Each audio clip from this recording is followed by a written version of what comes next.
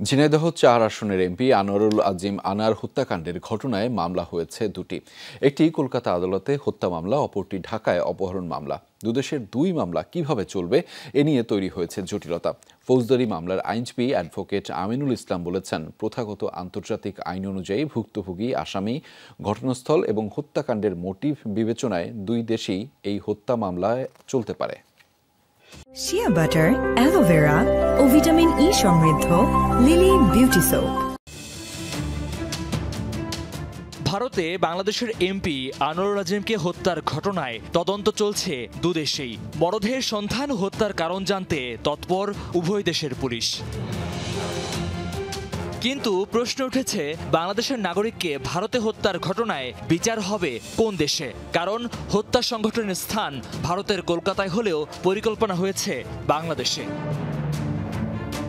ফৌজদারি মামলার আইনজীবী অ্যাডভোকেট আমিনুল ইসলাম বলছেন, দুই দেশের ফৌজদারি কার্যবিধি অনুযায়ী সাধারণত অপরাধ সংগঠনের স্থানে মামলার বিচার হয়।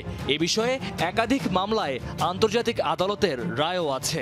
যদি দেখা যায় বাংলাদেশের নাগরিকের সাথে ভারতের কোনো নাগরিক এই হত্যাকাণ্ডের সাথে জড়িত, সেক্ষেত্রে ভারতের নাগরিককে এই দেশে এনে বিচার করা যাবে না, শুধু বাংলাদেশের নাগরিককে এনে বিচার করা যাবে।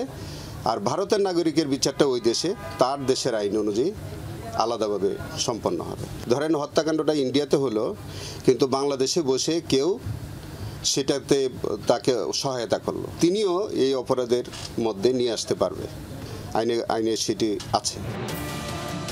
২০১২ সালে mutual legal assistance in criminal matters act নামে বাংলাদেশে একটি আইন পাশ হয়।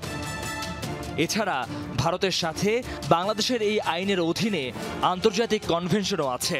যদি বাংলাদেশের নাগরিকরা ভারতে কোনো অপরাধ করে বা শিকার হয়, সেক্ষেত্রে বাংলাদেশেও মামলা করতে পারবে।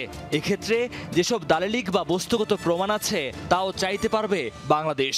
মুখ্য ভূমিকা পালন করবে দুই দেশের স্বরাষ্ট্র মন্ত্রণালয়। তার দেহাংশ পাওয়া গেল কি গেল না, তাতে বিচারের কোনো প্রভাব বিস্তার করবে না। তবে সেখানে প্রসিকিউশনকে অবশ্যই একটা কনভিন্সিং ম্যাটেরিয়াল এভিডেন্স তাদেরকে হাজির করতে হবে, যাতে কোর্ট প্রিজিউম করতে পারে যে হ্যাঁ, তিনি হত্যাকাণ্ডের শিকার হয়েছিলেন।